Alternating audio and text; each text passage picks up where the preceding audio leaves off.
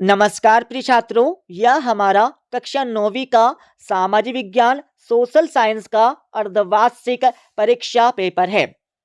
आपको इस पेपर का संपूर्ण उत्तर इसी वीडियो में मिलने वाला है। इस पेपर का समय 3 घंटे होने वाला है। पूर्णांक 75 अंक और इस पेपर में टोटल 23 प्रश्न आने वाले हैं। तो सबसे पहले आप सभी को यहाँ पर कुछ निर्देश दिए गए हैं, इनको पढ़ लीजिएगा। इनको पढ़ने के बाद इस पेपर का हमारा पहला प्रश्न दिया, जिसमें सही विकल्प चुनकर लिखना होगा, जो आपकी परीक्षा में 6 नंबर के आने वाले हैं। तो भाई साहब, आप सभी इस पेपर को पूरा याद कर लीजिएगा। तो आपका पहला दिया है, भारत का क्षेत्रफल विश्व के कुल क्षेत्रफल का कितना प्रतिशत है। तो पहले में आपको सही उत्तर लिखना होगा आ वाला 2.4%। दूसरा आपका दिया है, लोकतंत्र के लिए आवश्यक है। तो दूसरे में आपको सही उत्तर लिखना होगा ब वाला, स्वतंत्र और निष्पक्ष चुनाव। तीसरा आपका दिया है, भारतीय संविधान निर्माण में लगा समय। तो तीसरे में आपको सही उत्तर लिखना होगा आ वाला, 2 वर्ष 11 माह 18 दिन। चौथा आपका दिया है, संसद के कितने सदन होते हैं। तो चौथे में आपको सही आंसर लिखना होगा आ वाला 2, संसद के 2 सदन होते हैं। पांचवा आपका दिया है, एक विशेष अवधि में प्रति 1000 व्यक्तियों के पीछे मरने वालों की संख्या क्या कही जाती है। तो पांचवी में आपको सही उत्तर लिखना होगा बा वाला, मृत्यु दर। छठा आपका दिया है, लोकतंत्र जनता के लिए, जनता के द्वारा जनता का शासन है, उपरोक्त कथन है। तो छठे में आपको सही उत्तर लिखना होगा अ वाला, अब्राहम लिंकन। अब आप सभी देख लीजिएगा दूसरा प्रश्न, जिसमें रिक्त स्थानों की पूर्ति कर लिखना होगा, जो आपकी परीक्षा में 6 नंबर के आने वाले हैं। इनके उत्तर देखने से पहले आप सभी को इस वीडियो के डिस्क्रिप्शन में Telegram channel plus WhatsApp channel की लिंक मिल जाएगी। तो आप सभी Telegram channel plus WhatsApp channel को ज्वाइन कर लीजिएगा। तो आपका पहला दिया है, भारतीय संविधान बनकर को तैयार हुआ। तो पहले में आपको लिखना होगा 26 नवंबर, लिख लीजिएगा 26 नवंबर 1949 को भारत का संविधान बनकर तैयार हुआ। दूसरा आपका दिया है, राज्यसभा का सभापति होता है। तो दूसरे में आपको लिखना होगा उपराष्ट्रपति, उपराष्ट्रपति आपको लिखना होगा दूसरे का सही उत्तर। तीसरा आपका दिया है, भारत में राष्ट्रपति का कार्यकाल होता है। तो तीसरे में आपको लिखना होगा 5 वर्ष, 5 वर्ष आपको तीसरे का सही उत्तर लिखना है। और चौथा आपका दिया है, भूमि मापने की इकाई है। तो चौथे में आपको लिखना होगा हेक्टेयर, हेक्टेयर आपको लिखना होगा चौथे का सही उत्तर।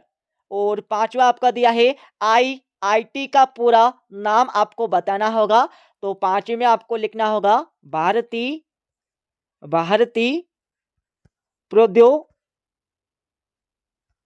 प्रौद्योगिकी, लिख लीजिएगा संस्थान। ठीक है, ये आपको लिखना होगा यहाँ पर पांचवे का सही उत्तर।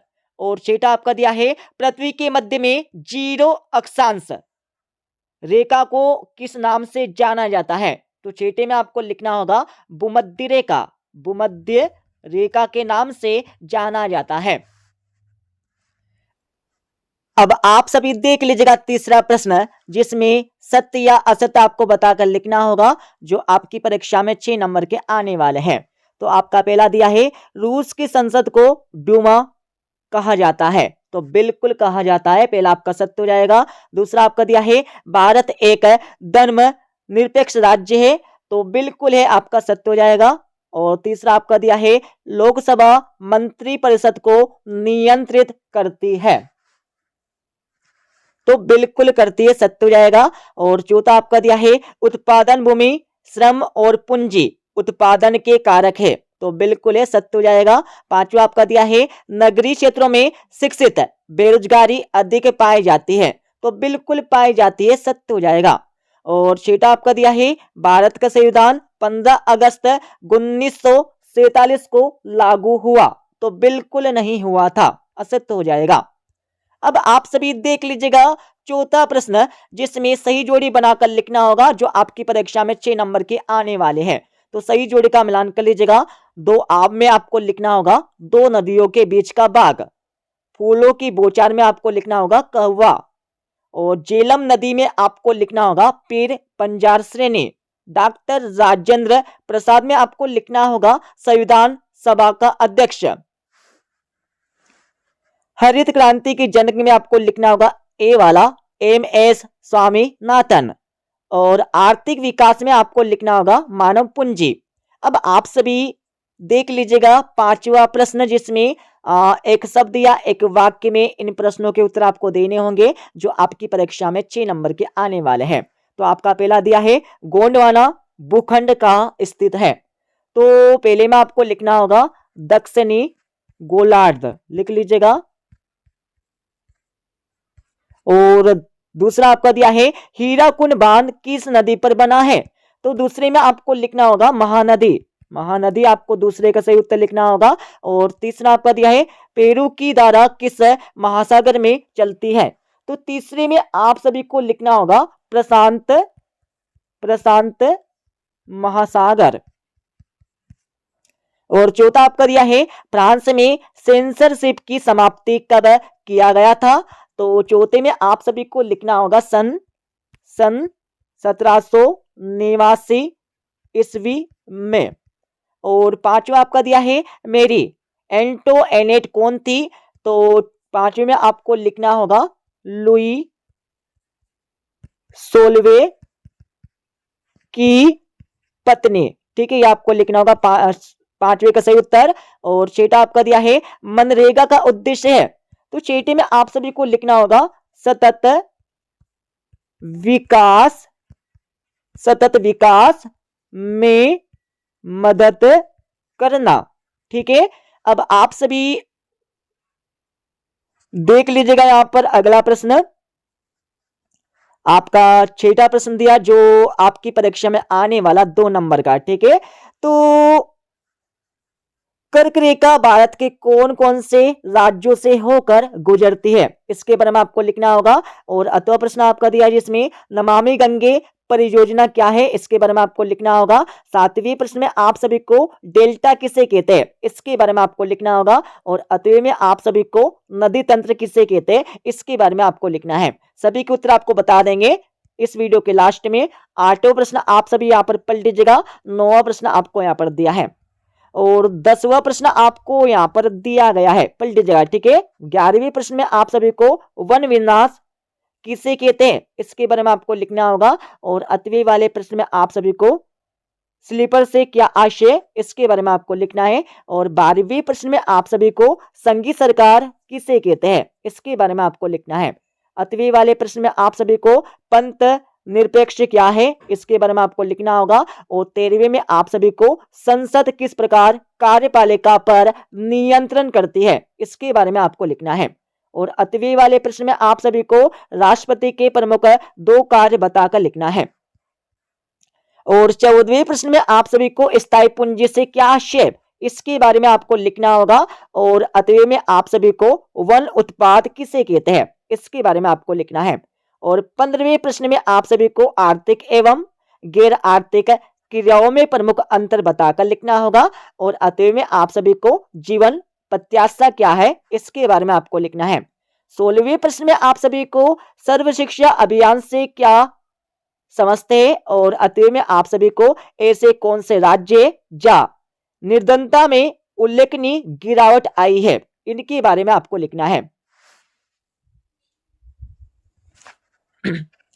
अब आप सभी यहाँ पर 17वां प्रश्न देख लीजिएगा। 18वां प्रश्न आपका दिया जो आपकी परीक्षा में 3 नंबर का आने वाला है। और 19वां प्रश्न आपका दिया जो आपकी परीक्षा में 3 नंबर का आने वाला है। पूरे पेपर को याद कर लीजिएगा। और 20वां प्रश्न आपकी परीक्षा में आने वाला 3 नंबर का। ठीक है, और 21वें प्रश्न में आप सभी को नास्तिकवाद की प्रमुख विशेषताओं का वर्णन करके आपको लिखना होगा। और 8वां प्रश्न आपको यहाँ पर दिया है। तो 21वां प्रश्न आपकी परीक्षा में 4 नंबर का आने वाला है। 22वां प्रश्न देख लीजिएगा, लोकतंत्र की प्रमुख विशेषता समझाकर आपको लिखना होगा। और 8वें वाले प्रश्न में आप सभी को भारत में चुनाव लोकतांत्रिक तरीके से होते हैं समझाकर आपको लिखना है। और 23वें प्रश्न में आप सभी को दिए गए भारत के मानचित्र में निम्नलिखित को दर्शाइए। काराकोरम श्रेणी, जास्कर श्रेणी, शिवालिक श्रेणी और सतपुड़ा श्रेणी, इन सभी को आपको भारत के मानचित्र में दर्शाकर लिखना है। और 8वीं वाले प्रश्न में आप सभी को दिए गए भारत के मानचित्र में निम्नलिखित को दर्शाइए। महानदी, कृष्णा नदी और ब्रह्मपुत्र नदी, सतलज नदी, इन सभी को आपको भारत के मानचित्र में दर्शाकर लिखना होगा। तो यहाँ पर देख लीजिएगा, इस प्रकार से आपको परीक्षा में भारत का मानचित्र मिलने वाला है। अब मैं इस पेपर का आप सभी को संपूर्ण उत्तर बता देता हूं। अब आप सभी इस पेपर का संपूर्ण उत्तर देख लीजिएगा। तो ये आपका 6ठे प्रश्न का उत्तर यहाँ पर दिया है, ठीक है, पढ़ लीजिएगा। 7वें प्रश्न का उत्तर आपको यहाँ पर दिया है, ठीक है। 7वें के बाद थोड़ा आगे चलेंगे तो आप सभी को 8वें प्रश्न का पहले का उत्तर यहाँ पर मिल जाएगा और इसके 8वें का उत्तर आपको यहाँ से मिल जाएगा, ठीक है। और थोड़ा आगे चलेंगे तो आप सभी को 9वें प्रश्न का उत्तर यहाँ से मिल जाएगा, पहले का एंड इसके 8वें का।